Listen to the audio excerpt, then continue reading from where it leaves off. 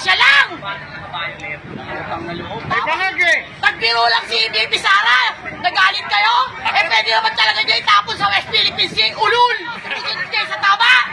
Walang batas ngayon! Wala! Kahit kailan, walang batas! Walang sistema! Lahat! Martial law! News blackout! Buha ka ng ina nyo! Duterte! Duterte! Duterte! Duterte! Duterte! Duterte! Duterte! Mga Bisaya! Bisaya sila ng Duterte! Epis lang!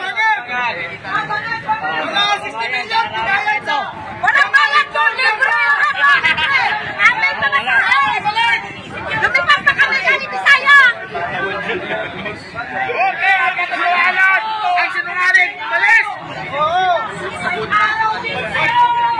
Mga kababayan, mga pulis, tinagdagan po ay Kung maskarado nyo ang mukha namin, mas maskarado namin mga mukha nyo! Buha ka ng ina nyo! Iwata!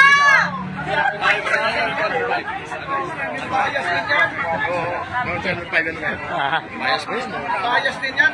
yung five. Sa Itsayan, sinigawan sa akin. Ewan ko lang, si Tig Pilot, 5 yun eh. Kahit na si Tig Pilot, tayo ba naman nagbabalita? Depende siguro sa ano, Servisyo naman.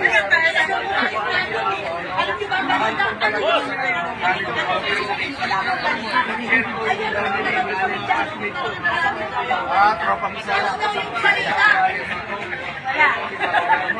Makita ko na YouTube ang ngayon.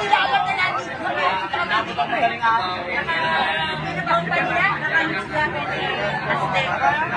Ang tawag ng Duterte, lahat pa nitong ginagawa nila. Marcos Jr. tapos na lang. Bakit kayo? Wala kayong pakinabang?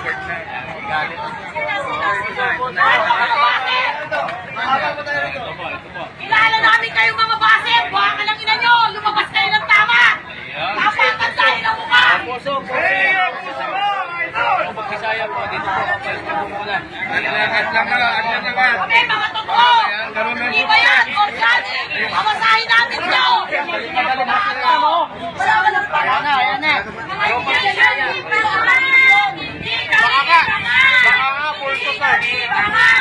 Hindi kami bangal! Hindi kami bangal! Hindi kami bangal! Hindi kami bangal!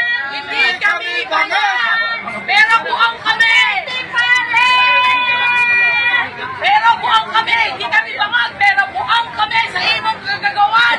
Yawa ka! Sige ka mo tayo! Sige ka mo sitaw diha! Yawa!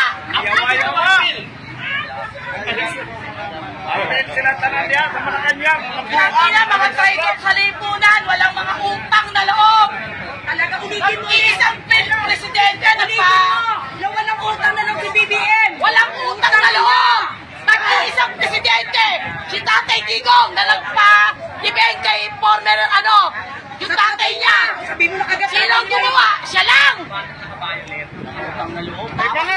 Nagbiro lang si Baby Sara! Nagalit kayo? Eh pwede naman talaga niya itapon sa West Philippines yung ulul! Buti nga. Kung gagawin ni Baby Sara yun! Pero may nag-aral siya! May respeto pa rin siya! Kaya ginagawa niya at sinusunod niya ang tama! Kayo, sumusunod kayo sa tama! Walang batas ngayon! Wala! Kahit kailan, walang batas! Walang sistema! Lahat! Martial law! News blackout! Buha ka ng ina nyo! News blackout! News blackout! Tanong kami! Walang sobra na kayo! Ginapang ka namin sa kandidato! Kaya kami ganito! Ang ina mo! Kami ang BBM Sara! Tabunan kami! Tabunan kami! Alam mo yung isda! Alam mo yung isda! Yung Inday Sara Duterte ako sa Quezon Am! Kami yun! Wala talaga yung laban! Basta palong-palo yung natin! Namumuno! Tangina mo! Nagpakamatay kami! Tumastos kami! Ayop kayo! Wala kayong utang na loob! Totoo yun! Wala kayong utang na loob! Lahat iboboto! Huwag niyong iboboto ang lahat ng pumirma ng impeachment kay VP Sara! Nasang katarungan doon kung sino yung magandang nagsisilbi, kung sino yung tama, maayos at tahimik na lipunan. Ayaw nyo, putang ina nyo, doon kayo sa simenteryo lahat. Mga media na bias. Putang ina nyo. Diyan lang tumahimik ang buhay natin sa 6 na taon. Na hindi yung mga anak natin nakikidnapin, marerape, mamamatay, hindi nanakawin yung bag mo, cellphone mo. Ngayon, baka ikatabi ko, magdanakaw. Wala na.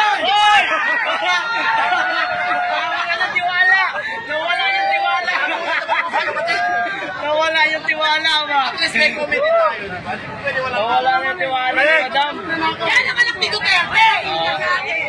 Habang ginagalit nyo kami, gumaganda kami. Oh, fuck you. Yan ka nga lang sa harap na Yan pa lang eh. Kung kayo ba, hindi kayo traidor? Kung kayo ba tapatang lumalaban ng maayos sa lipunan, yan ba gagawin nyo sa amin? Hindi kami lalaban, wala kami mga armalite, wala kaming barel. Ang tanging dala-dala lang namin ay ang paninindigan namin sa buhay na hindi namin kaya magpabayad kahit kailanman. Tama! Kung kami magbabaril kami, tignan ko kung manalo kayo, mga buha ka ng ina nyo. Ay.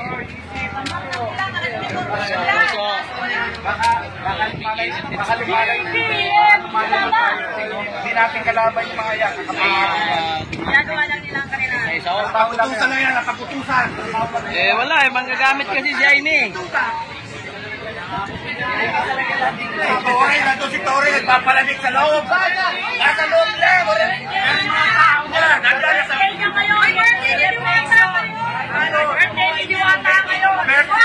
Nandun, naka-aircon.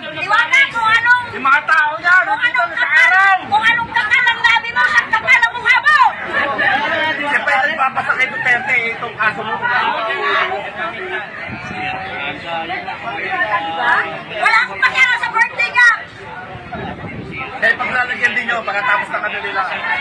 Ilang araw na lang, Duterte na nakaupo. Correct!